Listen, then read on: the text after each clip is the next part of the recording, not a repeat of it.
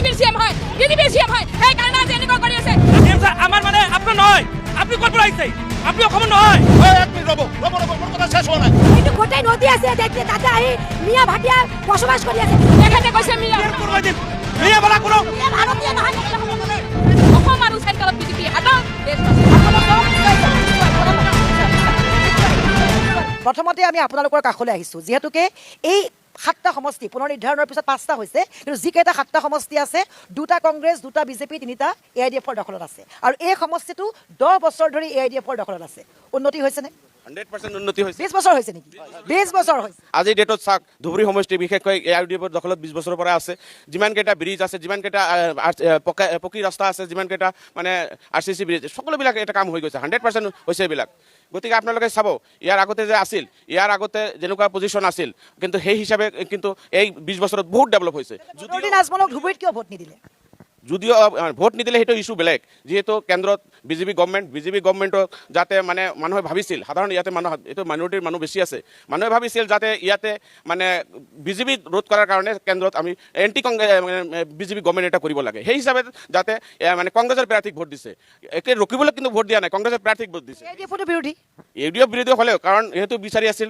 ৰাহুল গান্ধীক হেৰি বনাব সেই হিচাপে এটা ভোট দিছে কিন্তু ইয়াতে বাকী কিন্তু ৰেগুলাৰ ক্ৰেডিট একো নাই ইয়াতে কিন্তু আজিৰ ডেটত যদি চাই আজিৰ ডেটত যদি ভোট হয় যিকোনো এজন মানুহক এই আমাৰ চিম্পুল এজন মানুহক যদি মানে আপোনালোকে আমাৰ AIDFৰ পৰা দিয়া হয় তেতিয়াহ'লে দেখা পাব কমচে কম 15 লাখ মান ভোটত জিকিব AIDFত জিৰো থাকিব নিশ্চয় কংগ্ৰেছৰ কাষলৈ আহিছোঁ যথেষ্ট তেওঁলোক আমি দৃঢ় দেখিবলৈ পাইছোঁ যে জিকিবই বুলি কৈছে AIDF কিন্তু ৰকিবুল হুছেইন জিকিছে যদিও কিছু ক্ষেত্ৰত বিৰোধিতা দেখা গৈছে ৰকিবুল হুছেইনক বিৰোধিতা কৰিছে বহুত লোকে চাওক গণতন্ত্ৰত বিৰোধিতা থাকিব সেইটো আমি মানি ল'ব লাগিব আৰু লগতে 2024 চনত যোনটো নিৰ্বাচন হৈ গৈছে সেইটো কংগ্ৰেছ দলটো ভোট পাইছে গোটেই ভাৰতবৰ্ষৰ ভিতৰত হায়েষ্ট ভোটত জিকিছে ধুবুৰী লোকসভা সমষ্টিৰ পৰা কিন্তু সেইটো হিচাপতে আপুনি যদি চাব যায় মৌলানা বদৰুদ্দিন আজমল চাহাব গোটেই ভাৰতবৰ্ষৰ ভিতৰত বেছি ভোটত হাৰিছে হাৰাৰ কাৰণটো কি what is the reason behind this dictatorship চলাইছে তাহাঁতি অকল কিছুমান মানুহক লৈ কেনে দুই এটা মানুহক লৈ কেনে ধৰ্মীয় মেৰুকণ্ড কৰি কেনে আমাৰ ধুবুৰী লোকসভাত তেখেতসকলে 15 বছৰ লোকসভাত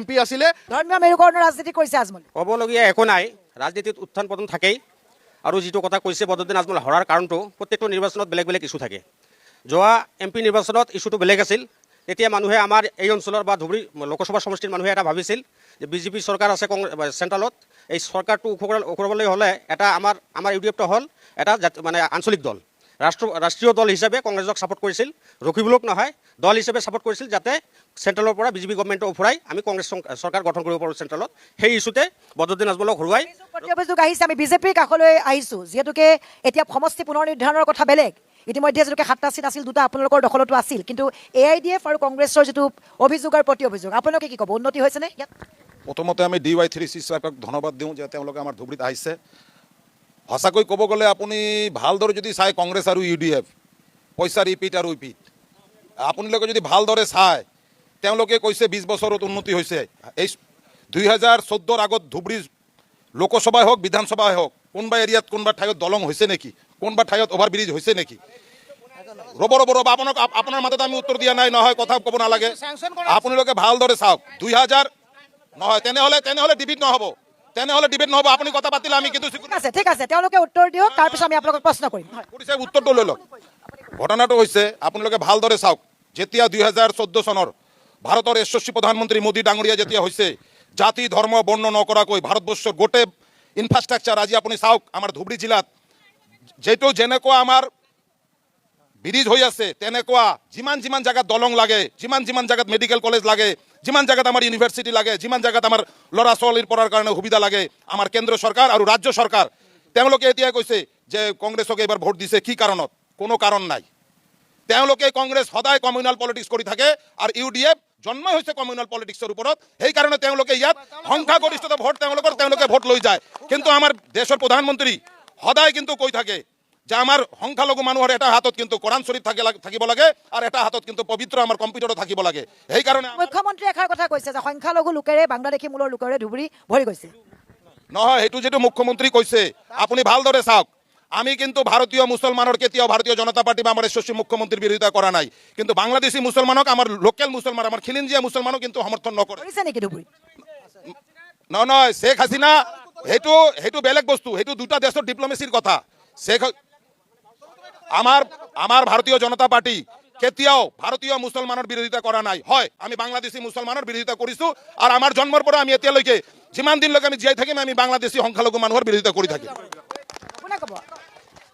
প্ৰথমতে হ'ল এমপিলৈ যিটো কথা হৈছে, আমাৰ ধুবুৰী লোকসভা সমষ্টিৰ মানুহবিলাক এইবাৰ কংগ্ৰেছক ৰকিবুল চাহাবক ভোট দি যিমান বুৰ্বক সাজিছে, তেওঁ পাৰ্লিমেণ্টত গৈ প্ৰথমতে তেওঁ কৈছে কেৰামৰ কথা কৈছে, ছেকেণ্ড বাৰ কৈছে এটাচ কৈছে, তেওঁ ক'ব পৰা নাই, দুদিনৰ কথা কৈছে, দুটা কথা কৈছে, আৰু আজি তেওঁলোকে তেওঁ সমষ্টিতে সোমাব পৰা নাই। গতিকে মই তেওঁৰ কথা ক'বলৈ অহা নাই।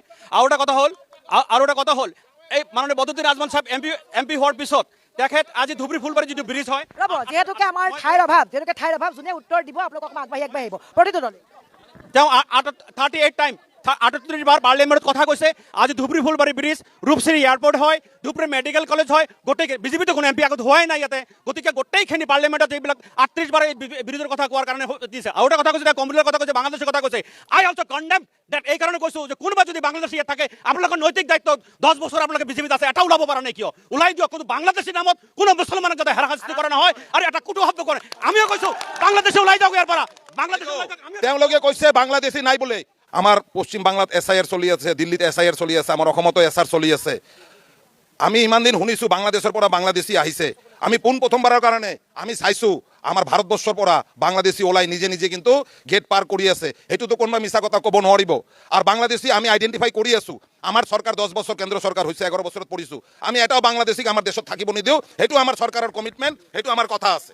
আমিও সেইটো কথা 100% কথা, আমি এটা বাংলাদেশে থাকিব নিদিওঁ। কিন্তু ঘটনা হ'ল যিটো NRC হৈছে, NRC কিয় বাস্তৱায়িত নহ'ল? মানে NRCৰ ভিতৰত 19 লাখ মানুহৰ নাম আটক কৰি তাৰ ভিতৰত 15 লাখ কোন হয় সেইটো আপোনালোকে জানি লওক। আৰু কা আন্দোলন কৰি খিনি যিটো এক্ট আনিছে, 2014লৈকে আফটাৰ 71লৈকে সিহঁতে বাহাল ৰাখিব খুজিছে। গতিকে সেই মানে ৰামৰ আগত ভোটৰ গীত গাই কোনো লাভ নাই। গতিকে আপোনালোকৰ মাজতে আপোনালোকে সেই বাংলাদেশী আশ্ৰয় আপোনাৰ বিজেপিয়ে দিছে, সেইটো 100% কথা। হয়, দুটা দলে দুটা কথা কৈছে। বিজেপি দলৰ পৰা এজনে কৈছে যে আমি কমিউনেল ৰাজনীতি নকৰোঁ। ছ'চিয়েল মিডিয়াত আজি সকলোৱে দেখা পাই আছে যে ৰাজনৈতিকভাৱে কোন দলে কমিউনেলভাৱে ৰাজনীতি কৰি আছে। মুছলমান বিৰোধী কথা, বেলেগ জাতি বিৰোধী কথা, এইটোতো কথা নহয়। ৰাজনীতি কৰিব ঠিক কথা আছে, কিন্তু এটা আমাৰ এই অসমৰে মুখ্যমন্ত্ৰীজন কি কৰি আছে আপোনালোকে চাই আছে। গতিকে কথা হৈছে যেতিয়া তেখেতসকলে প্ৰতিদ্বন্দ্বিতা কৰিবলৈ MLA উঠে, MP উঠে, তেতিয়াতো সকলোৰে ভোট লাগে। জিকাৰ পিছত দল যি নকৰক, আজি জাতি ধৰ্ম ভাষা লৈ যেতিয়া তেখেতসকলে ৰাজনৈতিক দলৰ কেতিয়াও থাকিব নোৱাৰে। গতিকে মই ক'ব বিচাৰিছোঁ যে কমিউনেল হিচাপে ৰাজনীতি যদি কৈছে বিজেপি দলে ভাৰতবৰ্ষ আৰু অসমত কৰি তেখেতসকলে দেখুৱাই দিছে, তেখেতসকলে জাতিৰ বিৰুদ্ধে তেখেতসকলে ৰাজনীতি কৰিব বিচাৰিছে। আৰু এটা কথা UDF দলৰ পৰা ৰ'ব, UDF দলৰ পৰা কৈছে যে ইয়াতে ৰকিবুল হুছেইনে কংগ্ৰেছৰ ভোট পাইছে, তেখেতৰ নামত পোৱা নাই। যিয়ে পাইছেতো 10 লাখত জিকিছে। আপোনালোকে কেলে হাৰিলে? 3বাৰকৈ MP থকাৰ পিছত আপোনালোকে কিয় হাৰিলে? এতিয়া কথাটো হৈছে আপোনালোকে বহুত উন্নয়নমূলক কাম কৰিছে, ৰকিবুল হুছেইনে সমষ্টিত সোমাব পৰা নাই। দিনাখন আহি ইয়াতে আহি মিটিং কৰি গ'ল, তেতিয়া আপোনালোকে ক'ত আছিল? দেখা নাই নেকি? আপোনালোকে দেখা নাই নেকি? এইবিলাক কথা কৈ কোনো লাভ নাই। আপোনালোকক সকীয়াই নিদিছোঁ, এইবিলাক কথা নক'ব। এজন জনপ্ৰিয় নেতা ৰকিবুল হুছেইন, এজন বলিষ্ঠ নেতা হয় ৰকিবুল হুছেইন। বাইদেউ, আজি ভাৰত স্বাধীন হোৱাৰ পিছত কংগ্ৰেছৰ চৰকাৰ আছিল। মুছলমান মানুহক সদায় কংগ্ৰেছে লাঞ্ছিত বঞ্চিত কৰি আহিছে। ৰকিবুল হুছেইন চাহাব MP হোৱাৰ পিছত 10 লাখত জিকিছে। 10 লাখত জিকিছে। আমি কি পালোঁ? আমি এটা ডেন্স পাইছোঁ। পাইছেনে আপোনালোকে? ডেন্স পাইছোঁ। আমাৰ ধুবুৰী লোকসভা সমষ্টি দুখীয়া মানুহ বেছি আছে। ৰকিবুল চাহাবে এটা মাইনৰিটি মানুহ হেল্প কৰিছে। 1.5 বছৰ হ'লে MP হৈছে। তেখেতে এটা মানুহক হেল্প কৰিছে। মই উত্তৰটো দিছোঁ, কংগ্ৰেছে ইমান বেয়া, তাৰ পিছতো 2021 চনত UDF কংগ্ৰেছক কেলে এলাউন্স কৰিছিল? তাৰমানে জিকিব পৰা পজিশ্যন নাছিল। এইবাৰ ৰাহুল গান্ধী গৈ পত্ৰ দিছে, এই আমাৰ বদৰুদ্দিন আজমল চাহাবে মোক ৰাজ্যসভাৰ কেণ্ডিডেট হ'ব লাগে। কিয় দিছে যদি কংগ্ৰেছৰ পজিশ্যন নাই? বিজেপি কেতিয়াও কমিউনেল নহয়। বিজেপি কেতিয়াও কমিউনেল কাৰণে আমাৰ নৰেন্দ্ৰ মোদী চৰকাৰ সবকা সাথ সবকা বিকাশ সবকা প্ৰয়াস কৰি আছে। আমাৰ ধুবুৰী ডিষ্ট্ৰিক্টত যিমান মানুহ বেনিফিচিয়াৰী পাই আছে আমাৰ বিজেপিৰ ফালৰ পৰা, তাতো আমাৰ বিজেপি চৰকাৰ কেতিয়াও কমিউনেল মাইণ্ডত দেখা নাই। আমি ইন অল ৰেছপেক্ট আমাৰ মাইনৰিটিবিলাক সুবিধা পাই আছে। কংগ্ৰেছে যিটো কথা কৈছে মেডামে, আমাৰ UDF ব্ৰাদাৰে যিটো ক'লে কথাটো যে গোটেইখিনি ডেভেলপ ইহঁতৰ কাৰণে হৈছে। আজি MP আছিলে বদৰুদ্দিন আজমল চাহাবে, ইমান দিন হেৰি আছিলে। এটা বস্তু আপোনালোকে চাব, চবেই বস্তুটো গম পায় যে আজি আমাৰ বিজেপি চৰকাৰ ষ্টেটত আৰু চেণ্ট্ৰেলত আছে। আজি অসমত আছে 10 বছৰ হ'বই প্ৰায়, আৰু আমাৰ চেণ্ট্ৰেলত আছে 11 বছৰমান হ'ব। আৰু এটা কথা এইখিনি সময়ত আপুনি চোৱা, এই কালচাৰ যদি আপুনি চায় যে ইয়াত কিমানখিনি ডেভেলপ হৈছে। আৰু এটা কথা বাৰে বাৰে ক'লে যে আজি ADF ব্ৰাদাৰে ক'লে, আমাৰ চিষ্টাৰ কংগ্ৰেছে ক'লে যে আমি কমিউনেল ৰাজনীতি কৰি আছোঁ। সেইটো নহয়, আমাৰ বিজেপিৰ যিটো থিম, বিজেপিৰ যিটো প্ৰিন্সিপল, সবকা সাথ সবকা বিকাশ। আজি চাব যিমান আঁচনি হৈছে আমি বোধ কৰোঁ সবকা সাথ সবকা বিকাশ হৈছে নাই, কি ক'ব? নাই হোৱা 1% মাইনৰিটি অঞ্চলত একো হোৱা নাই। মিছন বসুন্ধৰাৰ মাধ্যমত আপোনালোকে এই মাইনৰিটি মানুহক লেণ্ড দিছে নেকি? চহৰ অঞ্চলৰ মানুহক লেণ্ড দিছে নেকি? কিমান নদীভংগ মানুহ আছে, কিমান উচ্ছেদ হৈছে, এইবিলাক মানুহক পুনঃসংস্থাপন দিছে নেকি? নাই আমি সবকা বিকাশ নহয় নেকি? যিটো ফুলবাৰী ব্ৰিজ হৈছে এইটো আমাৰ চৰকাৰে দিছে, এইটো কি সবকা সাথ সবকা বিকাশ নহয়? Let me finish. মই কৈছোঁ আজি কৈছোঁ আপাৰ আছামত আমাৰ হিন্দু ভাইসকলক যাৰ মাটি বাৰী নাই সিহঁতক মাটি দিছে, আমি বিয়া পোৱা নাই। কিন্তু আমাৰ মাইনৰিটিৰ মানুহ যিবিলাক মানুহৰ মাটি বাৰী নাই, উচ্ছেদ হৈছে, এইবিলাক মানুহক কিয় একেটা মাটি দিয়া নাই? কিয় দিয়া নাই? ৰেকৰ্ডত আছে কিয় দিয়া নাই? একো মাটি দিয়া নাই। আজিৰ ডেটত চহৰ অঞ্চলত কিমান উচ্ছেদ হৈ আছে, আপোনালোকে দিছে নেকি? কোনো মাটি জানি দিয়া নাই। আজি সেইটো কওক। আজি মাদ্ৰাছা আপোনালোকে ৰাজনীতি আমি নকৰোঁ, মাদ্ৰাছা কিয় বন্ধ কৰিলে? যিখিনি কথা কৈছে আপুনি চাব, আমাৰ হিন্দু মানুহতকে বেছি ফেচিলিটি পাইছে কংগ্ৰেছৰ মানুহ। এটা বস্তু চাব, ইহঁতে যিমানে যিয়ে নকওক কিয়, আজি আমি কমিউনেল ৰাজনীতি কৰা নাই ইয়াত। আমি আজি ইয়াত কৰি আছোঁ যে আমাৰ যি বহিৰাগত যিবোৰ হেৰি আছে তাহাঁতৰ আমাৰ ইয়াত স্থান নাই। আমাৰ ইয়াত যিবোৰ লোকেল আছে, লোকেল হিন্দুৱে হওক, মুছলিমেই হওক, খ্ৰীষ্টানেই হওক, চবৰ কাৰণে আমি আছোঁ। কিন্তু বহিৰাগত যিবিলাক আছে আমি তাহাঁতৰ লগত নাই। আমি ইয়াৰ পৰা তাহাঁতক আঁতৰামে। যিবিলাক উচ্ছেদ হৈ আছে এইবিলাক বহিৰাগত হয় নেকি? আপোনালোকে ভোটাৰ লিষ্টৰ নাম আছে, এইবিলাক এজনো বহিৰাগত নহয়। আপোনালোকে যদি বহিৰাগত হয় কিয় এইবিলাকক ওলাব পৰা নাই? কিয় আপোনালোকৰ হোম মিনিষ্টাৰী আছে, আপোনালোকৰ ডিফেন্স আছে, কিয় ওলাব পৰা নাই? আপোনালোকৰ CM ছাৰে কৈ আছে, আমি কোৱা কথা নহয়। আপোনালোকৰ CM ছাৰ বিজেপিৰ CM হয়, সেইকাৰণে আজি এনেকুৱা কৰি আছে। আপোনালোকৰ CM ছাৰে কৈ আছে যে এখন বাংলাদেশী, এইবিলাক কথা আপোনালোকে নক'ব। জাতি ধৰ্ম ভাষা লৈ একমাত্ৰ ভাৰতীয় জাতীয় কংগ্ৰেছ দলে এইখন সময়ত শান্তিৰ বাতাবৰণ সৃষ্টি কৰিছিল। আপোনালোকে কমিউনেল চেণ্টাৰত কথা কয়, সকলো সময়তে বিজেপি আপুনি অসমৰ নহয় কাৰণে আপোনাৰ CM ছাৰ নহয়। CM ছাৰ অসমৰ গোটাই প্ৰত্যেকজন মানুহৰ, যি দলে হওক, যি জাতিৰে হওক। আপুনি কৈছে CM ছাৰ আমাৰ মানে আপোনাৰ নহয়। আপুনি ক'ৰ পৰা আহিছে? আপুনি অসমৰ নহয়। মই কৈছো এইটো ধুবুৰী জিলাতে আছো। CM কালিও কৈছে, এজন CM এনেকে ক'ব পাৰে নেকি? গণতান্ত্ৰিক কথা ক'ব লাগে। এজন CM কি কৈছে যে ধুবুৰীত ইলেকশ্যনৰ আগত কিমান ঘৰ দুৱাৰ ভাঙিব, এজন CM ক'ব পাৰে নেকি? ইলেকশ্যনৰ আগত কিমান অফিচ ভাঙিব, কিমান মানুহ কি হ'ব, এজন CM কেনেকে ক'ব পাৰে? সকলোৰে যদি CM হয়, সকলোৰে হয় মাত মাতিব লাগে। কিয় ধুবুৰী উচ্ছেদ কৰিব লাগে? কিয় বৰপেটাত উচ্ছেদ কৰিব লাগে? কিয় গোৱালপাৰাত উচ্ছেদ কৰিব লাগে? সবকা সাথ সবকা বিকাশ, সবকা প্ৰয়াস, সবকা বিশ্বাস। আজি সবকা বিশ্বাসৰ কাৰণে আজি আমাৰ চক ইয়াত চাৰ্টিফিকেট দিবলৈ অহা নাই। স্পষ্ট কথা, অলপ আগত বিজেপি দাদা এজনে কৈছিলে সবকা সাথ সবকা বিকাশ। মই ভাবোঁ লগতে গোটেই ভাৰতবৰ্ষৰ মানুহে ভাবে আম্বানী কা সাথ আৰু আদানী কা বিকাশ। স্পষ্ট কথা, আদানী আৰু আম্বানীক আমাৰ খিলঞ্জীয়াৰ অসমৰ সকলো ৰাইজৰ মাটি খেদি কেনে বুলডোজাৰ দি খেদি কেনে অকল আম্বানী আৰু আদানীকে দিছে। আম্বানীকে সাথ আৰু আদানী কা বিকাশ চলি আছে গোটেই ভাৰতবৰ্ষত। বাইদেউ আজি আমাৰ ধুবুৰীতে আৰু অসমত যে ইমান মিয়া আছে, বাংলাদেশৰ পৰা অহা মিয়াবিলাক, এই মিয়াবিলাক এই গাঁৱে ভূঞে ব্ৰহ্মপুত্ৰ নদী আছিলে, এইটো গোটেই নদী আছিলে, তাতে আহি মিয়া ভাটিয়া বসবাস কৰি আছে। আমাৰ ইণ্ডিয়ান মুছলমান মানুহ কেতিয়াও এই গাঁৱত নাযায়, এই নদীত নাযায় বসবাস কৰাৰ কাৰণে। তেখেতে কৈছে মিয়া বুলি 1 মিনিট মই মিয়া সব পিছুৱাই যাওক, আপোনালোক সব পিছুৱাই যাওক, কথা পাতক, পিছুৱাই। I believe in Constitution of India. I believe in Indian political science. I believe in Indian politics. There is no identification in the Mia. অসমৰ মুখ্যমন্ত্ৰী মিয়া বুলি কয় এটা জনগতে মুছলমানক আখ্যা দিছে। আমি চিনি নাপাওঁ, অচিনাকি মানুহ, মিয়া মানুহ, বহিৰাগত মানুহ, ধুবুৰীৰ মানুহ আপাৰ আছামত কাম কৰিব নিদিয়ে। এইবাৰ বিজেপি কেতিয়াও কৰিব নোৱাৰে। কথাৰ কটাকটিত হুলস্থুলীয়া পৰিৱেশৰ সৃষ্টি হৈছে। আমি সকলোকে অনুৰোধ জনাইছোঁ, এই সময় আমাৰ বাবে, আপোনালোকৰ বাবে, সকলোৰে বাবে মূল্যৱান। উন্নয়নৰ কথা যিহেতুকে পাতিম, বহু আশাৰে 10 লাখ ভোট দিছে কংগ্ৰেছক, ৰকিবুল হুছেইন জিকিছে। আপুনি কি দেখিছে, উন্নয়ন হৈছেনে? উন্নয়ন হৈছে মানে উন্নয়ন হৈয়ে আছে। আমি প্ৰথমতে উন্নয়নৰ কথাটো স্থগিত ৰাখি চৰকাৰ দলৰ মানুহে কি কথা কৈছে, মিয়াৰ কথা কৈছে। হুইচ মিয়া? মিয়া কোন হয়? মিয়া কি? আজি তেখেতসকলে কৈছে যে CM-এ এইবিলাক কথা কেতিয়াও কোৱা নাই, কিন্তু কথাটো হৈছে তেখেতসকলে কি ক'ব বিচাৰিছে? CM মহোদয় নিজেই কৈছে যে মোক মিয়াৰ ভোট নালাগে। CM মহোদয় নিজেই কৈছে মই ধুবুৰীত অত্যাচাৰ কৰিয়ে থাকিম। ধৰ্ম লৈ ৰাজনীতি কৰিব বিচাৰিছে, আমি সকীয়াই দিছোঁ। ধৰ্ম লৈ, মিয়া লৈ, এইবিলাক লৈ কেতিয়াও ৰাজনীতি নকৰোঁ। বিজেপি হাটাও, দেশ বাঁচাও। অসম আৰু চেণ্ট্ৰেলত বিজেপি হাটাও, দেশ বাঁচাও। সকলো মানুহ জাতি ধৰ্ম ভাষা নিৰ্বিশেষে বিচাৰিছে বিজেপি চেণ্ট্ৰেলৰ পৰা, অসমৰ পৰা এতিয়া আউট কৰিব লাগে। মই 1 মিনিট মই চবকে অনুৰোধ কৰিছোঁ, কথাখিনি যোনে নকওক কিয় কথাখিনি মানে স্পষ্টভাৱে যাতে আহে তাৰ কাৰণে মই অনুৰোধ কৰিছোঁ। মই দুটা পাৰ্টিত দুটা কথা কৈছোঁ। আচ্ছা, এতিয়া কথা হ'ল আমাৰ বিজেপিৰ ফালৰ পৰা কৈছে এজন দাদাই যে উন্নতি বহুত কিবা কিবি হৈছে, কিন্তু তেখেতসকলে কৰিছে। এইটো সঁচা উন্নতি হৈছে নাই? না, মই তেখেতসকলক প্ৰশ্ন কৰিছোঁ যে উন্নতি হৈছেনে নাই, সেইটো সিহঁতে মানেনে নাই, এইটো প্ৰথম প্ৰশ্ন। কিয়নো চৰকাৰ যিহেতু অসমতো চেণ্ট্ৰেল, ৰ'ব 1 মিনিট ৰ'ব, অসমতো চৰকাৰ আপোনালোকৰ, কেন্দ্ৰতো চৰকাৰ আপোনালোকৰ, উন্নয়নটো চৰকাৰেই কৰিব। কিন্তু যদি এজন MLA আৰু এজন MP-য়ে যদি তাতে গৈ নিজৰ সমষ্টিৰ উন্নয়নৰ কাৰণে নিচিঞৰে, তেতিয়াহ'লেতো উন্নতি নহ'ব। নো ডাউট ইয়াত ফুলবাৰী ব্ৰিজ যিটো ব্ৰিজ হৈছে এইটো বদৰুদ্দিন আজমল চাহাবৰ দাবীৰ কাৰণে আপোনালোকে দিছে, এইটো আপোনালোকে স্বীকাৰ কৰে নে নকৰে? আৰু এটা কথা কংগ্ৰেছক মই কৈছোঁ, তেখেতসকলে খালি বিজেপিৰ কথা কৈ আছে। তেখেতসকলে যে মানে 10 লাখ ভোটত জিকিলে, তেখেতসকলৰ MP-য়ে কি উন্নয়ন কৰিছে, উন্নয়নৰ অলপ ক্ষতি দাখি ধৰক, দাখিল কৰক। শুনক, এটা কথা কওঁ, আমাৰ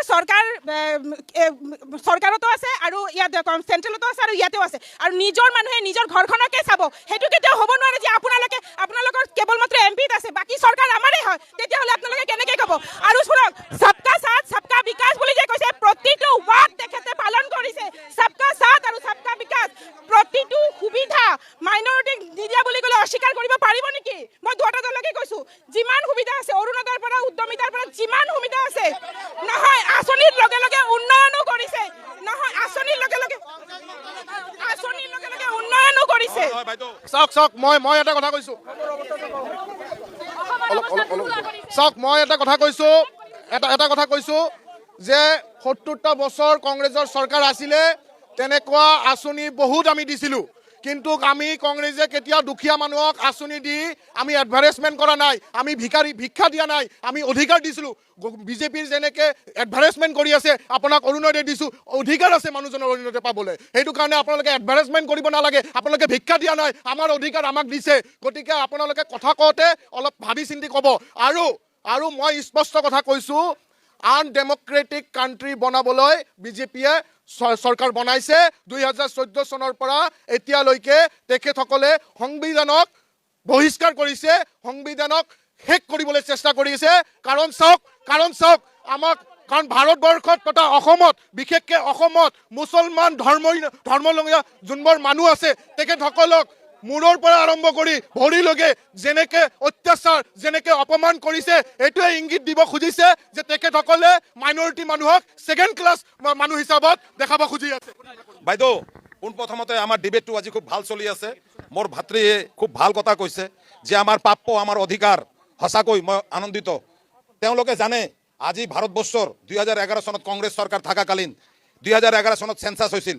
এই চেঞ্চাছ মতে তেওঁলোকৰ আমাৰ ভাৰতবৰ্ষৰ পপুলেশ্যন পেটাৰ্ণ আৰু 2012 চনত সাচাৰ কমিটিৰ ৰিপৰ্ট, কংগ্ৰেছ চৰকাৰ AK এণ্টনি অধ্যক্ষ, এই সাচাৰ কমিটিৰ ৰিপৰ্ট মতে ভাৰতবৰ্ষৰ ভিতৰত সংখ্যালঘু মানুহৰ অৰ্থনৈতিক অৱস্থা সবতকৈ বেয়া আৰু ভাৰতবৰ্ষৰ ভিতৰত সংখ্যালঘু মানুহৰ শিক্ষাৰ হাৰ কম। মই কংগ্ৰেছ মিত্ৰৰ লগত জানিব বিচাৰোঁ, তেওঁলোকে 66 বছৰৰ ভিতৰত 58 বছৰ দেশত ৰাজত্ব কৰিছে, সংখ্যালঘু মানুহৰ কাৰণে কি কৰিছে? 1 মিনিট ৰ'ব, মোৰ কথা শেষ হোৱা নাই, প্লিজ ইণ্টাৰাপ্ট নকৰিব, মোৰ কথা ইণ্টাৰাপ্ট নকৰিব। মই এছপাৰ তেওঁলোকে সদায় কংগ্ৰেছী সংবিধান কথা কৈ থাকে, আমি সংবিধানক ভক্তি কৰোঁ, তেওঁলোকে সংবিধান পকেটত লৈ ফুৰি থাকে। দ্বিতীয় কথা,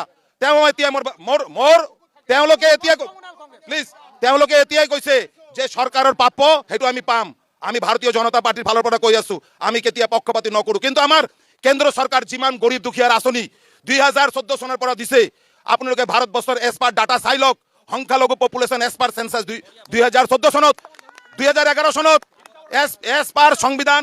প্লিজ আপনি দিয়া নাই, আপনার সরকারে দিয়া নাই। It is the constitution of India who Gates it, it's the constitution of India, যার অধিকারের ফলত আমি পাও। আর রব it's my time please, it's my time. নাই নাই, ইটস মাই টাইম প্লিজ। আৰু কথা হ'ল আপুনি যদি ক'ব খোজে ভাৰত আপনি ইন্ডিয়া গেটত যাওক, 93,000 শহীদ হয়েছে, তার ভিতর 60,000 মুসলিম আছে, সেই অনুপাতে 62,000 মুসলিম আছে। আমি সেই হিসাবে আমার অধিকার আমি পোৱা নাই। আৰু এটা কথা আছে, আজি আমি কংগ্রেসী ভাইসকলক কম, আপোনালোকে কংগ্রেসী আছে নেকি?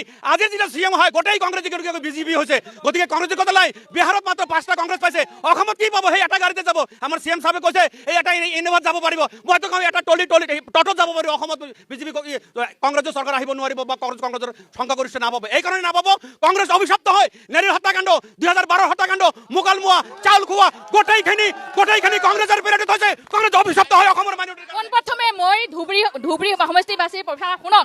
মই পোনপ্ৰথমে DY 365ক মই আন্তৰিক ধন্যবাদ জ্ঞাপন কৰিছোঁ। আমাৰ ইয়াতে আহি যে 2026 চনৰ ইলেকশ্যনৰ কাৰণে যে ডিবেট লৈ আছে, আমি শান্তিময় পৰিৱেশত এই ডিবেটটো দিম, গোটেই অসমৰ মানুহ শুনিব। শুনক, মই প্ৰথমে ক'ব বিচাৰিছোঁ, আজি যদি ব্ৰিটিছৰ পৰা কংগ্ৰেছে যদি ব্ৰিটিছৰ হাতৰ পৰা যদি এই ভাৰতবৰ্ষ স্বাধীন নকৰিল হয়, আজি নৰেন্দ্ৰ মোদী প্ৰধানমন্ত্ৰী হ'ব নোৱাৰিল হয়, আজি হিমন্ত বিশ্ব শৰ্মা চিফ মিনিষ্টাৰ হ'ব নোৱাৰিল হয়। এটা শুই বনোৱা এটা শুইৰ মেচিন এটা নাছিল ভাৰতবৰ্ষত। আজিৰ দিনত কি হৈছে?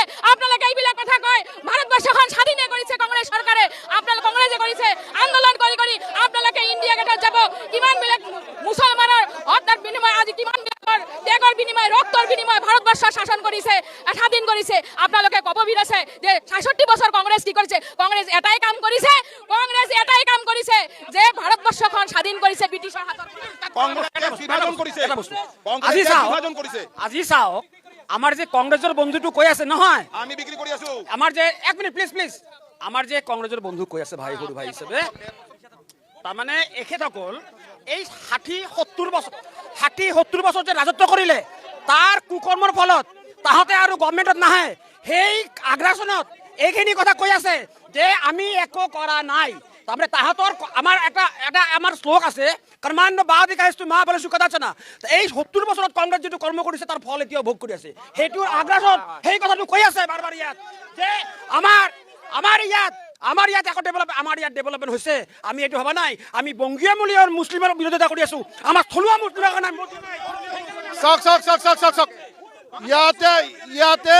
ইয়াতে বংগীয় মূলীয় কওক বা যি মূলীয় কওক, আপোনালোকৰ 2014 চনৰ পৰা আপোনালোকৰ চৰকাৰ বনাই আছে। আপোনালোকে এতিয়ালৈকে এটাও বাংলাদেশীক আপোনালোকে ধৰিব পৰা নাই। আপোনালোকে এজেণ্ডা কৰিছে, অকল ধৰ্মীয় এজেণ্ডা কৰিছে।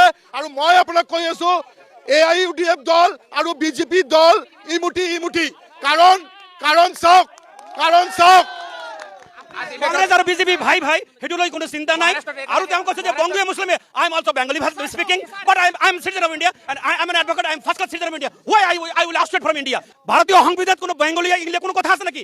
সব জার্মানি 21টা ভাষা, লিখিত ভাষা চলে, 114টা ভাষাভাষী মানুহ আছে, আৰু অল আৰ ইন্ডিয়ান। গতিকে ভাৰতীয় সংবিধান য'ত দিছে, আপুনি এইবিলাক আপোনালোকৰ খপৰিৰ পৰা উঠাই লওক যে বংগলী মুছলমান এটি হিমন্ত বিশ্ব শৰ্মা ভাগ কৰিছে, জোলা দেশী ভাগ কৰিছে। We are Muslim and we are Indian Muslim, we are not Bangladeshi. We condemn the Bangladeshi. আমাৰ ইউডিএফৰ বন্ধুৱে যেটো কৈছে বংগভাষী মুছলমানৰ কথা, আমি কিন্তু কেতিয়াও বংগভাষী মুছলমানৰ কথা কোৱা নাই। আমি কৈছি বাংলাদেশী মুছলমান। দ্বিতীয় কথা বাইদেউ, মোৰ বন্ধুবোৰ যেটো কৈছিল, এই কংগ্ৰেছে আমাৰ মুছলমান মানুহক কি দিছে? Detention camp, D voter. এই অসমৰ মুখ্যমন্ত্ৰী কেতিয়াৰ দিনত হিতেশ্বৰ শইকীয়া মহোদয় এসেম্বলিত থিয় দি কৈছিল অসমত 50 লক্ষ বাংলাদেশী আছে। আমি কোৱা নহয়, সেইটো কংগ্ৰেছ কৈছিল যে 50 লক্ষ বাংলাদেশী আছে। সেইটো ভাৰতীয় জনতা পাৰ্টি তেতিয়া না আছিল।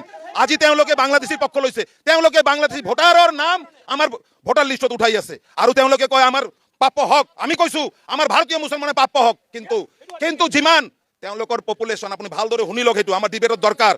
2001 মিনিট ক'ব দিয়ক, 2011 হেনচাছ মতে মাইনৰিটি মানুহৰ পাৰ্চেণ্টেজ 14.3%, আৰু আমাৰ কেন্দ্ৰ চৰকাৰ ৰাজ্য চৰকাৰ যিমান আঁচনি দিছে, সংখ্যালঘু মানুহ 28 পৰা 32% পাইছে। আপোনালোকে চাই লওক।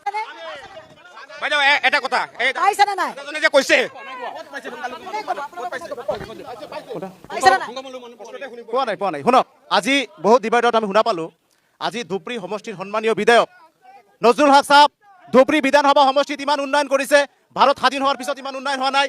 আৰু জিলা পৰিষদখন আমাৰ MLA বনাই দিছে, তেখেতে পৰা নাই। বলক আমি দখল কৰাছো, আমি কৰিছো। আমাৰ MLA উন্নয়ন হোৱা নাই। আপোনালোকৰ বিধায়কো জগৰীয়া তাৰ কাৰণে বিধায়ক উন্নয়ন কৰিছে, বিধায়ক উন্নয়ন কৰিছে, উন্নয়ন হৈছে নে নাই হোৱা? হৈছে হৈছে। না প্ৰাইভেট ইকনমিৰ কথাটো আজি যেটো আহিলে সেই কথাটো আপুনি কওকচোন যে সেইটো ভাৰতবৰ্ষৰ মানুহৰ হিতাধিকাৰী হ'ব কি নহয়? নহয়, প্ৰাইভেট ইকনমিৰ কথাটো দিব। আজি গোটেই ইণ্ডাষ্ট্ৰি, গোটেই গভৰ্ণমেণ্ট ছেক্টৰ আৰ বিং প্ৰাইভেটাইজড। এই প্ৰাইভেটাইজড হোৱাৰ পিছতে মানুহৰ কি কল্যাণ হ'ব কি হ'বনি সেইটো আপুনি বিচাৰ কৰক। আপুনি আমাৰ জিডিপি ক'ত আছে আজি জানে? আপোনালোকে ক'ত পেলাই থৈ গৈছিলে আমাৰ জিডিপি?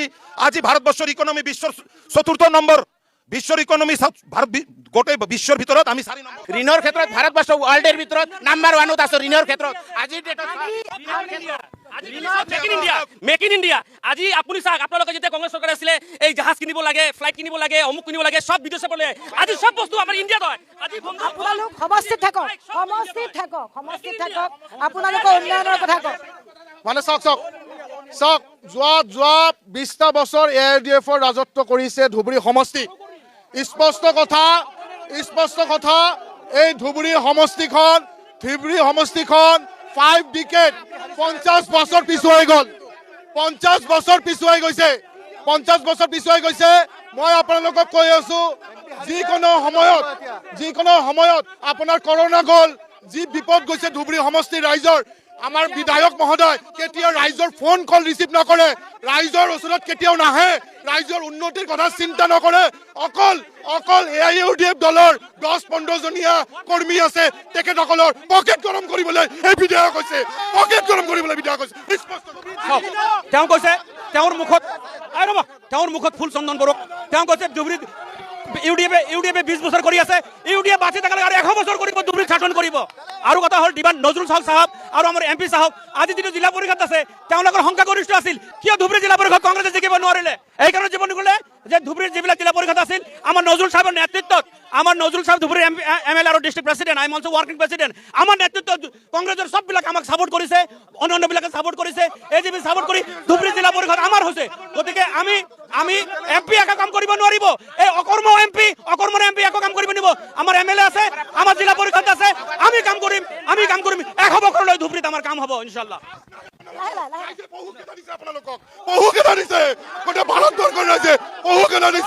আপোনালোকক এইবাৰ আহক, স্পষ্ট কথা মানি বৰবিট কৰি এৰাই দিম আপোনালোকক। শুনক, কথাখিনি ক'ব দিয়ক। স্পষ্ট কথা, ধুবুৰী সমষ্টিত নজৰুল হক সাহেব আহক, মৌলানা বদৰুদ্দিন সাহেব আহক, বা আনকি আপোনালোকক বহিৰাগত পাবা কোনোবা লৈ আনক। আমাৰ ধুবুৰী সমষ্টিৰ ৰাইজ এইবাৰ সংকল্প লৈছে আৰু সিদ্ধান্ত লৈছে যে এইবাৰ ধুবুৰী সমষ্টিত AIUDF দলক মানি ফৰফিট কৰি খেদি দিব। লাহে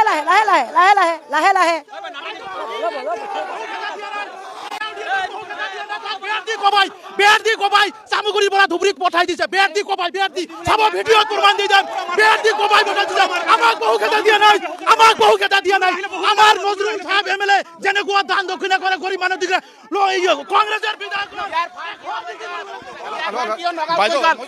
কংগ্ৰেছৰ অধিবক্তাজনক কৈ আছো যে আমাৰ উন্নয়নৰ কথা পাতক। চাওক, AIDF, BJP, কংগ্ৰেছ সকলো আছে ইয়াত, শাসক বিৰোধী, উন্নয়নৰ কথা পাতক। কংগ্ৰেছৰ অধিবক্তাজনক মই প্ৰশ্ন কৰিব সুধিছো, 10 লক্ষ ভোটত যে আমাৰ MP সাহেব জিতিছে, তাৰ বিনিময়ত ধুবুৰীবাসী ৰাইজক 1.5 বছৰ পাৰ হৈ গ'ল, আজিলৈকে কি দিছে? কিবা দিছে নেকি? মই বিচাৰিছো।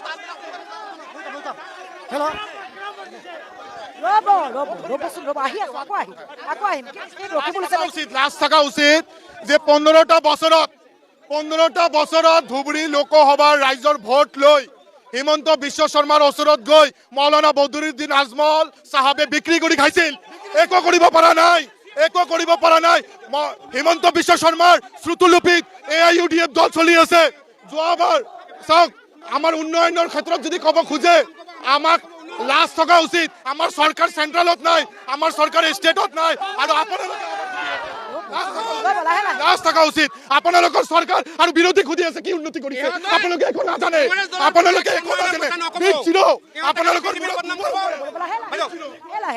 হুলস্থুলীয়া পৰিৱেশৰ সৃষ্টি হৈছে, বাৰে অনুষ্ঠান ৰখাবলগীয়াত পৰিছো। এইবাৰ মহিলাসকলৰ কাষলৈ যাওঁ। আপোনালোকক সুধিম এটা কথাই যে যিহেতুকে মহিলাক গুৰুত্ব দিয়াৰ কথা মুখ্যমন্ত্ৰী হিমন্ত বিশ্ব শৰ্মাই বাৰে বাৰে কৈছে, আঁচনিও লৈছে। আপোনালোকে কি দেখিছে?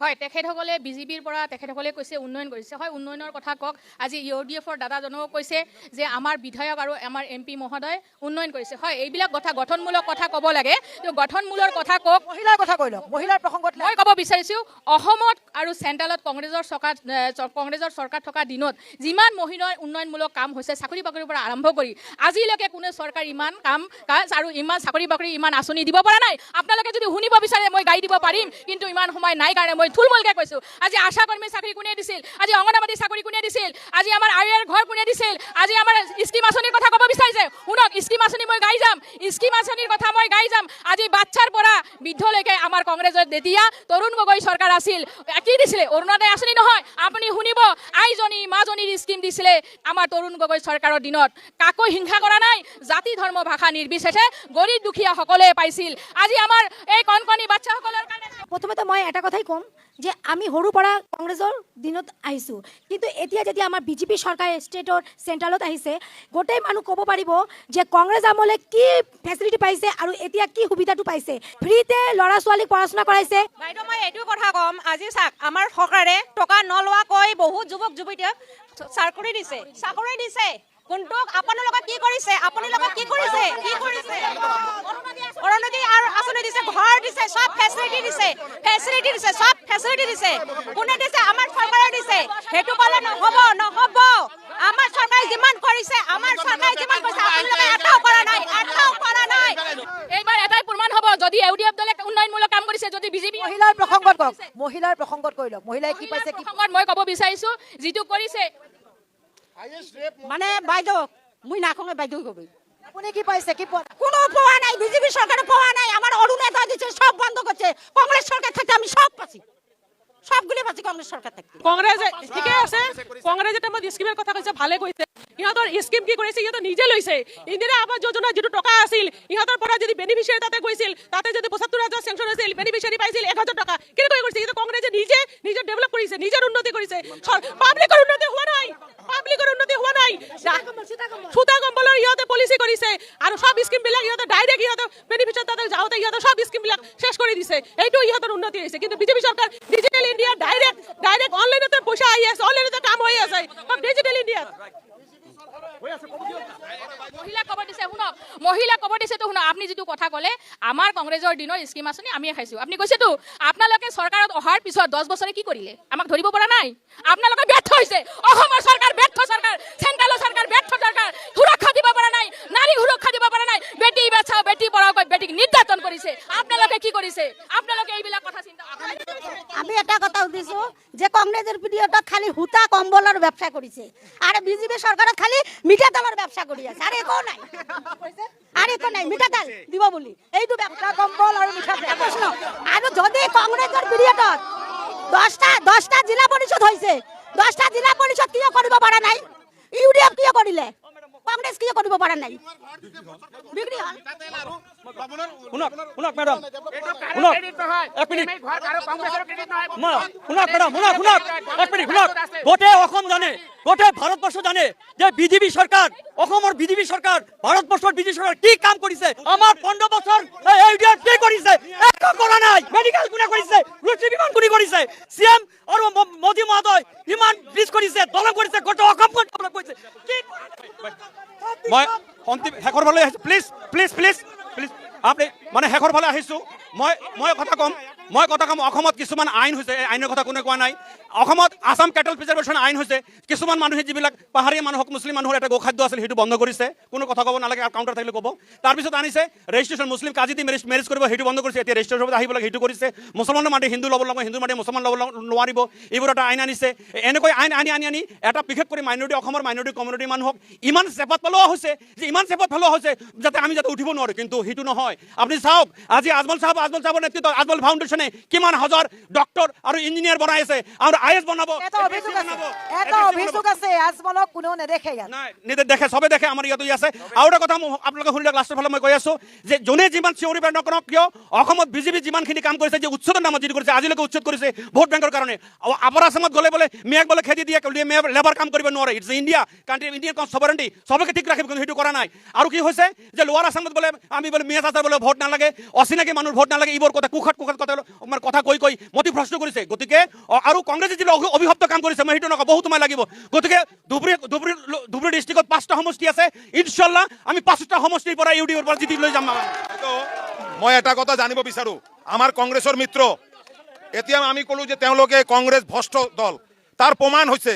এইবাৰ যে পঞ্চায়ত ইলেকশ্যন হৈ গ'ল কংগ্ৰেছৰ 10খন জেডপিচি জিকিলে ইয়াত এজন জেডপিচি থিয় দি আছে তেওঁলোকে উত্তৰ দিব পাৰে তেওঁলোকে কিয় চৰকাৰ বনাব পৰা নাই জেডপিচি কিয় বনাব পৰা নাই এক নম্বৰ কথা দ্বিতীয় কথা বাইদেউ তেওঁ যি কথাটো কৈছে মোৰ বন্ধুবৰ উকিল সাহেব ইউডিএফৰ পৰা মই জানিব বিচাৰো তেওঁ কি বাল্য বিবাহৰ সমৰ্থন কৰে নেকি বা তেওঁৰ দল কি বাল্য বিবাহৰ সমৰ্থন কৰে নেকি সৰকাৰেৰ কাম কি সৰকাৰেৰ কাম জনগণক ৰাস্তা দেখুয়া জনগণক আমাৰও আছিল তেওঁলোকে বাল্য বিবাহ সমৰ্থন কৰে নেকি আমাৰ মই বাল্য বিবাহ আইনত যিটো ছাত্ৰ বাল্য বিবাহৰ কথা কৈছো বাল্য বিবাহৰ নামত অসমত মাইনৰিটি মানুহক যিমান হেৰাসমেণ্ট কৰা হৈছে মই পৰা 100টাৰ উপৰে বাল্য বিবাহৰ কেছ খালাস কৰিছো এটা কেছো কনভিকশন হোৱা নাই আৰু আপোনাৰ ইলেকশ্যনৰ আগত এইটো অনাবল সিএমৰ নেতৃত্বত পুলিচৰ নেতৃত্বত যিবিলাক মাইনৰিটি মানুহ হেৰাসমেণ্ট কৰা হৈছে বাল্য বিবাহৰ কেছ ধুবুৰী আদালতত যাওক যে পক্সো আদালতৰ পৰা এটা কেছো কনভিকশন হোৱা নাই আমি 100টা কেছ 1 কোটি কৰি 100,000 কোটি টাকাৰ আমি কেছ ফাইল কৰিম তেওঁৰ এগেইনষ্টত এইটো মই চ্যালেঞ্জ কৰি কৈ আছো গতিকে বাল্য বিবাহৰ কথা মই বাল্য বিবাহ সাপোৰ্ট নকৰো যিটো আইন যিটো আছে বাল্য বিবাহ সমৰ্থন নকৰে তেনেহ'লে আমাৰ দল যিজনা 18 বছৰ পাৰ কৰিছে তাক তো এৰেষ্ট কৰা নাই যিজনা 14 বছৰ বয়সত বিয়া কৰিছে তেওঁক যে বাল্য বিবাহ ধৰিছে সেইটো হেৰাসমেণ্ট কৰিছে ইন দ্য নেম অফ কিছুমানে বিয়া কৰিছে 10-20 বছৰ আগত বিয়া কৰিছে 2-3টা কৰি সন্তান আছে সেই লোকক সেই বিৰক আনি কেছৰ ভিতৰত সোমাই দিছে আদালতে কৰিছে কি বিলাসীপুৰ এটা কেছ মই শুকুৰলি বুলি এটা মানুহ নামৰ কেছ খালাস কৰিছো কোৰ্টে কৈছে এইটো কেছ নহবই কি হ'ব 1000 টাকা ফাইন দি তেওঁ কেছৰ পৰা ৰেহাই দিছে সেইটো কেছ হল নেকি সেইটো বাল্য বিবাহ হল নেকি যতে মতে কেছ কৰা হৈছে কক আপোনালোকে ভালদৰে জানে আমাৰ কংগ্ৰেছৰ মিত্ৰ আৰু ইউডিএফৰ মিত্ৰ সদায় সংবিধান আৰু কোৰ্টৰ কথা কয় আমি কিন্তু আপোনালোকক কৈ আছো এতিয়াও আমাৰ আইন জীৱিত আছে আমাৰ ভাৰতবৰ্ষৰ সংবিধানে আমাক কিন্তু ৰাইট দিছে আপুনি কোৰ্টত যাওক যদি কিবা কৰা হৈছে আপুনি কোৰ্টত যাওক সংবিধানক ৰাতিপুৱাৰ পৰা ৰাতিলৈকে আপোনালোকে অপমান কৰি চলিছে তাৰ বাহিৰে একো কৰা নাই আপোনালোকে সংবিধান মানে কি এটোৱে নাজানে আপোনালোকৰ মূৰত একোৱেই নাই সংবিধানক যেনেকে অপমান আপোনালোকে কৰিছে মই কৈ আছো এই ইংৰাজৰ হাতৰ পৰা যেতিয়া এই ভাৰতবৰ্ষ আমি জয় কৰিছো ভাৰতীয় জাতীয় কংগ্ৰেছ দলৰ নেতৃত্বত তাৰ পিছত যেতিয়া সংবিধান বনাইছে এই ভাৰতবৰ্ষৰ ৰাইজে আগন্তুক দিনত আপোনালোকক সংবিধানক বেয়া পোৱাৰ কাৰণে আপোনালোকক বেয়া পাইছে মই স্পষ্ট কথা কৈছো যেনেকে এইবাৰ 2024 চনত 400 পাৰ কৈছে আহি কেনে 240ত আহি ঠকি গৈছে আগন্তুক দিনত আপোনালোকে যিমান পাৰ নকক কিয় আপুনি 100+ হ'ব নোৱাৰে গোটেই মই বৰ আনন্দিত আমাৰ কংগ্ৰেছৰ মিত্ৰসকল 90-99 বাইদেউ আমাৰ ইয়াত আমি বৰ আনন্দিত কংগ্ৰেছৰ মিত্ৰ 90-99 সন্তুষ্ট আমি বিচাৰিম তেওঁলোকে ইমানখিনি যাতে সন্তুষ্ট থাকে আমাৰ চৰকাৰ আগন্তুক 50 বছৰ আৰু ভাৰতবৰ্ষত থাকিব আমাৰ এই চৰকাৰক হিলাব নোৱাৰে তাৰ কাৰণ কংগ্ৰেছৰ মেৰুদণ্ড নাইকিয়া হৈছে ভাৰতবৰ্ষৰ ৰাইজে দাম্ভালি মাৰি কথা কোৱাত কেতিয়াও ভাল নাপায় স্পষ্ট কথা আমি 400 পাৰ কেতিয়াও কোৱা নাই উই সাপোৰ্ট পাব্লিক মেণ্ডেট পাব্লিক যেনেকে ভোট দিয়ে তাক আমি স্বীকাৰ কৰি লৈছো আমি ওয়েলকাম জনাইছো কিন্তু আপোনালোকে ওয়েলকাম জনাব পৰা নাই তাকে লজ্জিত পাব লাগে আপোনালোকে লাজ থাকিব লাগে মই আজি যেহেতু ডিবেট চলি আছে আমি কংগ্ৰেছৰ বন্ধু আৰু বিজেপিৰ বন্ধুসকলক আমি কোশ্চেন কৰিব বিচাৰিছো যেহেতু বৰ্তমান আটাইতকৈ অসমৰ জ্বলন্ত সমস্যা হল উচ্ছেদ এই উচ্ছেদ প্ৰক্ৰিয়াটো কেতিয়াৰ পৰা আৰম্ভ হল কেতিয়া কেবিনেটৰ ডিসিশন হল এই উচ্ছেদৰ মানে এটো কেবিনেট কাৰ দিনত হল আজিৰ দিনত যে ধুবুৰীৰ মানে সাংসদ তেখেতৰ নেতৃত্বত কিন্তু তেতিয়া হৈছে এই উচ্ছেদ কংগ্ৰেছৰ পিৰিয়ডত মানে পাছ কৰা হৈছে আৰু বিজেপিৰ পিৰিয়ডত গৈ এক্সিকিউশন হৈ আছে আৰু এটা কথা নেক্সট কথা হল আজি চাওক আজি ডি ভোটাৰৰ যেটো সমস্যা এই ডি ভোটাৰ যেতিয়া এজিবি গভৰ্নমেণ্ট আছিল 2000 এজিবি 2001 চনত যেতিয়া এজিবি গভৰ্নমেণ্ট শেষ হয় তেতিয়া এজিবি আমাৰ অসমৰ ডি ভোটাৰ সংখ্যা কিমান আছিল 20,209 মান আছিল কিন্তু এই কংগ্ৰেছৰ পিৰিয়ডত গৈ 5.5 লাখৰ ওপৰত হল তাৰ পিছত আৰু যেটো সমস্যা এই আজি যিবিলাক চৰ অঞ্চলৰ মাটি পাট্টা এই চৰ অঞ্চলৰ মাটি কিন্তু পাট্টা মাইনৰিটি মানুহ থাকাৰ কাৰণে কিন্তু মানে কংগ্ৰেছেও দিয়া নাই আৰু কংগ্ৰেছেও নাই কৈ আছো কংগ্ৰেছেও দিয়া নাই আৰু বিজেপিয়েও দিয়া নাই আৰে আমি কৈ আছো আগত আছিল ডিটেনশন কাৰ পিৰিয়ডত হৈছে আজিৰ ডেটত এই ৰকিবুলাৰ পিৰিয়ডত হৈছে বাইদেউ ৰকিবুলাৰ বিজেপি কংগ্ৰেছে কৰা নাই কাৰণে ইউডিএফৰ জন্ম হৈছে। ৰাইজৰ কাম কৰিব, ৰাইজৰ লগত থাকিব। তেখেতসকলে 15 বছৰ কি কৰিলে তাৰ কাৰণে এমপি জিকিব নোৱাৰিলে। আপোনালোকে ইউডিএফৰ ভাই বন্ধুসকলক সোধক, তেখেতসকলে জিকাৰ পিছত কোনটো দল চিএমৰ ভোট দিব যাব, সেই কথাটো আগত সোধক। তেখেতসকলে কাক ভোট দিব, 2-4টা এমএলএ জিকাৰ পিছত কাক ভোট দিব, চিএমৰ কাৰণে কাক ভোট দিব, এইটো সোধক। এতিয়া মোৰ কোশ্চিন হ'ল, আপুনি প্ৰথম ৰাজনীতিক ষ্টাৰ্ট কৰিছে AIDF-ৰ কাউন্সিলৰ হৈ, আজিৰ ডেটত আপুনি এইটো ধুবুৰী জিলাৰ ধুবুৰী জিলা পৰিষদৰ এজন সদস্য, ধুবুৰী জিলা পৰিষদৰ সদস্য, 11জন জিলা পৰিষদৰ কংগ্ৰেছৰ সদস্য জিকাৰ পিছত তাক সোধক কাক ভোট দিছে, AIDF-ক ছাপোৰ্ট কৰিছে। আপোনালোকৰ বিধায়কজন কংগ্ৰেছত আছিল, কংগ্ৰেছৰ পৰা খেদি দিয়াৰ কাৰণে, দুৰ্নীতি কৰাৰ কাৰণে আজি তেখেতক ইউডিএফত লৈ গৈছে, ইউডিএফৰ পৰা এমএলএ হ'ব পাৰিছে। আপোনালোকে এটা কথা চিন্তা কৰক, আজি যিজন চিএম হয় তেখেত আমাৰ কংগ্ৰেছ দলত আছিলে। আজি আপোনালোকে এইটো কথা উন্নয়নৰ কথা কওক। আপোনালোকৰ বিধায়ক মহোদয় যদি ভাল উন্নয়নমূলক কাম কৰিছে, 2000 কংগ্ৰেছ হল দল বাগৰৰ দল। আমাৰ এই যে বাইদেউ আমাৰ ইউডিএফৰ প্ৰডাক্ট আছিল, ইউডিএফৰ পৰা কংগ্ৰেছত আহিছে। অসমৰ চিএম কংগ্ৰেছৰ আছিল। অসমৰ যিমান ডাঙৰ আজি ফিজুত হাজৰিকা থেকে আৰম্ভ কৰি যিমান ডাঙৰ আজি এমএলএ এমপি মিনিষ্টাৰ আছে, গোটেইখিনি কংগ্ৰেছৰ প্ৰডাক্ট। কংগ্ৰেছৰ কৈ তেওঁলোকে বিজেপিত যায়। কাৰ চৰকাৰ বিচাৰে, ইউডিএফে কাৰ চৰকাৰ বিচাৰে, সেইটো সুধিলে প্ৰমাণ হৈ যাব।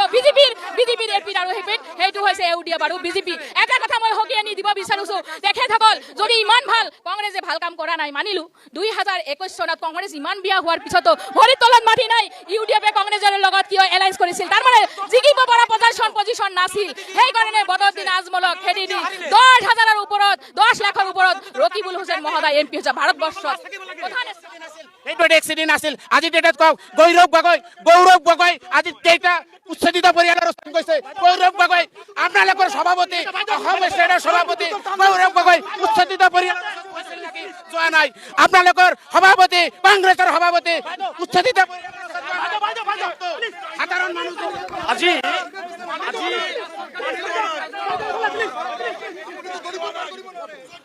ৰ'ব ঠিক আছে। আপুনি 14 লাখ মানুহক অপমান কৰিছে। ৰাইজক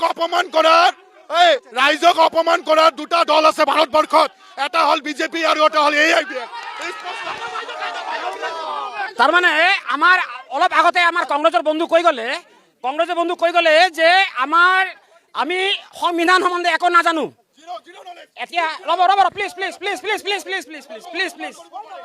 এতিয়া যদি আমি সংবিধান সম্বন্ধে নাজানো, আমি সংবিধান পকেটত নাৰাখো। সিহঁত সংবিধান নাজানে কাৰণে পকেটত ৰাখে। পকেটত কোনে ৰাখিব? আজি এজন ষ্টুডেণ্ট যদি একো নাজানে, কিতাপটো পকেটত ৰাখিব। আমি ভাৰতীয় জনতা পাৰ্টি, আমি সংবিধান সম্বন্ধে একদম ৱাকিবহাল। আমাৰ সংবিধানৰ কোনো ভুল নাই। আজি ৰাহুল গান্ধীয়ে সংবিধান নিজৰ পকেটত ৰাখে, কংগ্ৰেছে পকেটত ৰাখে।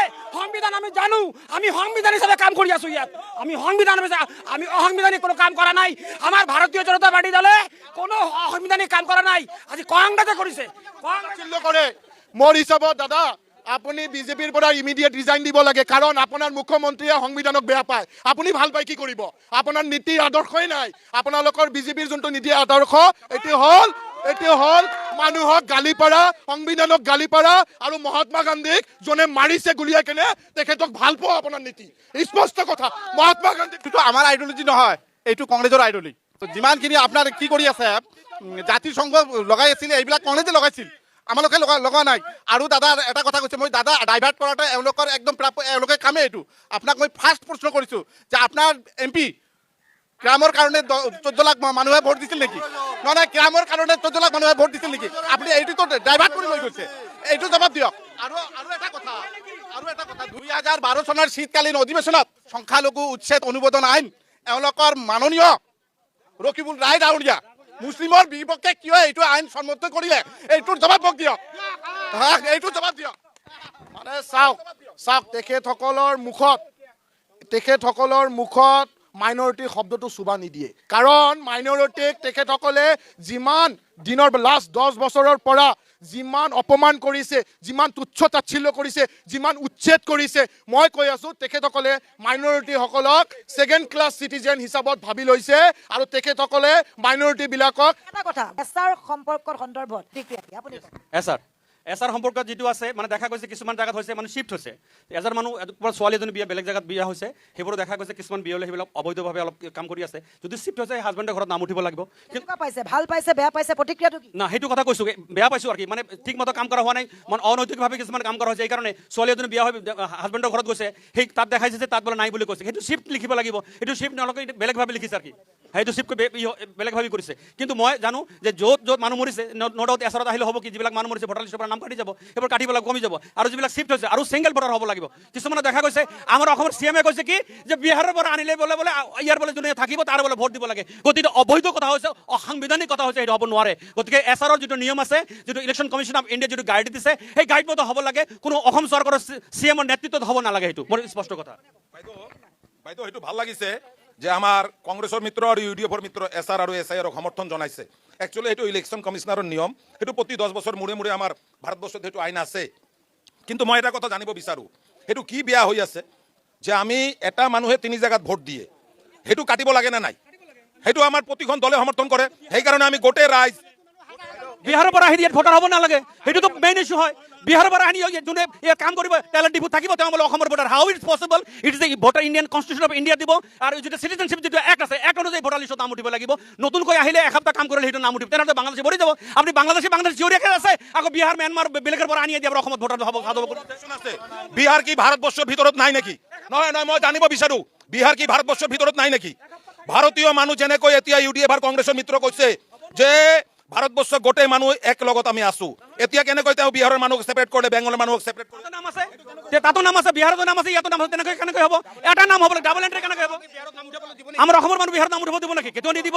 গতিকে আমি ভাবিছোঁ এটা মই বিহাৰত যাম যদি দাদাই কোৱা মতে যে আমাৰ অসমৰ মানুহক যদি বিহাৰত নাম উঠাবলৈ দিয়ে মই অসমৰ পৰা বিহাৰত যাম এওঁলোকে যদি বিহাৰৰ ৰেচিডেঞ্চি লয় তেতিয়াহ'লে বিহাৰৰ ভোটাৰ তালিকাত এওঁলোকৰ নাম উঠিব কিন্তু আমাৰ অসমত যিটো নাম থাকিব কাটি লৈ তাৰ পৰা ফৰ্ম 7 ফিল আপ কৰি কাটি লৈ আহিব লাগিব সেইবিলাক চিষ্টেম আপোনালোকে কৰা নাই আৰু এটা ডাঙৰ এলিগেশ্যন আছে আজি যদি চাই বিলাসীপাৰা সমষ্টিৰ ভিতৰতে চৰুৱা বখৰা যিখিনি অঞ্চল আছে তাৰ পৰা যিখিনি উচ্ছেদ হৈছে উচ্ছেদিত মানুহবিলাকক ভোটাৰ লিষ্টৰ পৰা কৰ্তন কৰি বেলেগ ঠাইত শিফ্ট কৰি দিছে এটা কাৰণ হ'ল এটা বিজেপিৰ এটা প্লান কৰিছে মাইনৰিটি ভোট বেছি আছে তাৰ পৰা যাতে উচ্ছেদ কৰি বেলেগ সমষ্টিত বিশৃংখলত সোমাই দিলে যাতে বিজেপি তাতে পজিটিভ এটা মানে ভোট পাব পাৰে তেনেকুৱা প্লান বিজেপি কৰি আছে বিজেপি অসাংবিধানিক কাম কৰি আছে এই চৰকাৰখনে SRটো সমৰ্থন কৰাটো আমি জনাওঁ কিন্তু অসংবিধান হিচাপত যদি কৰে এইটো আমি কেতিয়াও সমৰ্থন নজনাওঁ কোনো সমৰ্থন নজনাওঁ স্পষ্ট কথা ভোট চুৰৰ ওপৰত তেখেতসকলে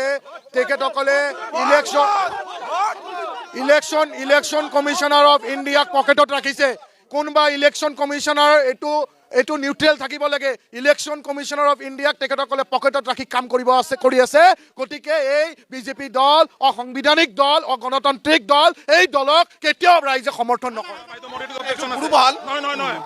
আমাৰ ভাৰতীয় জনতা পাৰ্টি নেশ্যনেল পলিটিকেল পাৰ্টি তেওঁ কেনেকৈ কৈ আছে এইটো নহয় এইটো প্ৰুফ ভাল এওঁলোকৰ আইডিঅলজিত সংবিধানিক নামানে ভোট চুৰি হয় নেকি এইটো গভৰ্ণমেণ্টৰ ফালৰ পৰা নকৰে এইটো কৰে ইলেকশ্যন কমিশ্যনে মেইনটেইন কৰে ভাৰতৰ ইলেকশ্যন কমিশ্যনাৰে কৈছে নেকি ভাৰতীয় জনতা পাৰ্টি ভোট চুৰ কৰিছে তাৰ মানে এওঁলোকে সাংবিধানিক নমানা দল জাতীয় কংগ্ৰেছটো এইটো অসমৰ চৰকাৰ অহাৰ এটাই শ্লোগান আছিলে বিজেপি চৰকাৰৰ জাতি মাটি আৰু ভেটিৰ কথা কয় অসমৰ চৰকাৰ গঠন কৰিছে এতিয়া কি কৰিছে জাতিক অপমান কৰিছে ভেটিও শেষ কৰিছে মানুহ ভেটি চাৰা কৰি দিছে আৰু জাতি ভাটিৰ কথা কৈ এই চৰকাৰ অহাৰ পিছত মানুহক যিটো মাধুমাৰ সমষ্টি পুনৰ নিৰ্ধাৰণক লৈ আপোনালোক সুখী নে কেনেকুৱা এক্সট্ৰিমলি আমি সুখী নহয় কাৰণ সমষ্টি আজিৰ ডেটে চাওক ক'ব দিয়ক লেট মি ফিনিছ আজিৰ ডেটে চাওক আজি বিশৃংখলৰ যিটো সমষ্টি তাৰ বঙাইগাঁৱৰ পৰা আৰম্ভ কৰি বাংলাদেশ বৰ্ডাৰ নীলুখীয়া পাৰ্ট 3লৈকে আছে ইফালে মেঘালয় আৰু ধুবুৰী আৰু এইফালে বিলাসীপাৰা এইটো সমষ্টিৰ ভিতৰত এইটো সমষ্টি যদি দেখা যায়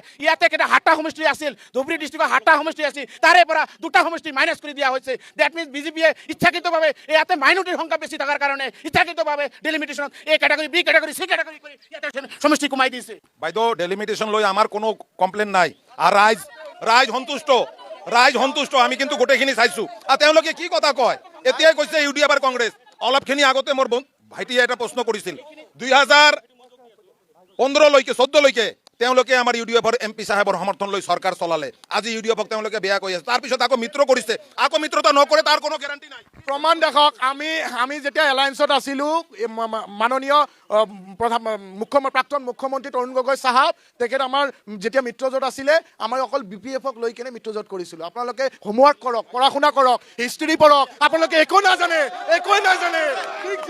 মোৰ সৰু ভাইটিৰ বয়স কম তেওঁ বোধহয় মোৰ কথাখিনি শুনা নাই মই কৈছো আমাৰ মাননীয় MP বদৰুদ্দিন আজমল সাহেব কেন্দ্ৰত কংগ্ৰেছ চৰকাৰক সমৰ্থন কৰিছিল UPA চৰকাৰক সমৰ্থন কৰাৰ কাৰণে শুনক মাননীয় প্ৰাক্তন সাংসদ আচলতে বিজেপিয়ে যিটো ষড়যন্ত্ৰ চলাইছে যিমানেই নকৰক কিয় ৰাইজে অসমৰ পৰা প্ৰত্যাখ্যান কৰিছে এইবাৰ আৰু বিজেপি চৰকাৰ নাহে এইবাৰ আৰু এই অত্যাচাৰী বিজেপি চৰকাৰক সকলে জাতি ধৰ্ম ভাষা সকলে বিদায় দিয়াৰ কাৰণে সাজু হৈছে চাওক মই ডিলিমিটেশ্যনৰ কথা কৈ আছো ডিলিমিটেশ্যনত গোটেই অসমৰ ভিতৰত বিজেপিয়ে কৰিছে কি 22টা মাইনৰিটিৰ সিট কাটি দিছে বিশেষকৈ গোলগঞ্জৰ কথা মই ৰিপ্ৰেজেণ্টেটিভ ফ্ৰম গোলগঞ্জত যদি আপুনি আসামৰ পৰা যদি স্যাটেলাইটে যদি যায় আপুনি অংক মিলাব নোৱাৰিব তাৰ পৰা এটা ওয়াৰ্ড কৰি মানে মোটামুটি 40,000 বেছি হিন্দু ভোটাৰ কৰিছে why it is not democratic হোৱা নাই ইট ইজ ডেমোক্ৰেটিক হোৱা নাই প্ৰতিটো ভোটাৰ আপোনাৰ গোলগঞ্জ সমষ্টিটো আহিছে গৌৰীপুৰৰ টাউন গুচি গৈছে আৰু গৌৰীপুৰ ইজ গৌৰীপুৰ কিন্তু গৌৰীপুৰ আহি গোলগঞ্জৰ সমষ্টিটো আহিছে গৌৰীপুৰৰ টাউনৰ ভিতৰত মিউনিচিপালিটিটো সোমাই দিছে গতিকে এটি আনকনষ্টিটিউচনেল হৈছে আৰু মই যেতিয়া election commission of India Guwahati যেতিয়া আহিছিলে সৰুক্ষেত্ৰী যেতিয়া বহিছিল তেতিয়া মই প্ৰটেষ্ট কৰিছিলোঁ ৰিটেন অবজেকশ্যন দিছিলোঁ চাওক মই এটা কথা কওঁ যোনটো ডেলিমিটেশ্যন কৰিছে তেখেতসকলে যদি মাইনৰিটি মানুহক ইমান সহায় কৰিছে ইমান ভাল পায় অন্তৰৰ পৰা তেতিয়াহ'লে কিছুমান সমষ্টিত কি কৰিছে জানে এইটো ঘৰ হিন্দু ঘৰ তেখেতসকলক এইটো সমষ্টিত ল এইটো ঘৰ মুছলিম ঘৰ এইটো সমষ্টিত আমাৰ সমষ্টিৰ পৰা বাদ দে আপোনালোকৰ যদি সাহস আছে মানে এওঁলোকে ক'ব বিচাৰিছে দেশৰ পৰা ওলাই দিছে নেকি সমষ্টি ইণ্টাৰ ডিষ্ট্ৰিক্টৰ ভিতৰত আছে আপোনালোকে যদি মাইনৰিটিক ইমান বস্তু দিছে মাইনৰিটিৰ ভোট ল'বলৈ ভয় কিয় খাইছে মাইনৰিটি বিলাকৰ ভোটৰ ইমান ভয় কিয় খাইছে বিধানসভা নিৰ্বাচন আহি আছে এতিয়া এটাই প্ৰশ্ন যে ৰাইজে কাক সমৰ্থন আগবঢ়াব বিধানসভা নিৰ্বাচনৰ ফলাফল কি হ'ব ভিডিঅ' জাৰ্নেলিষ্ট মুকুট আৰু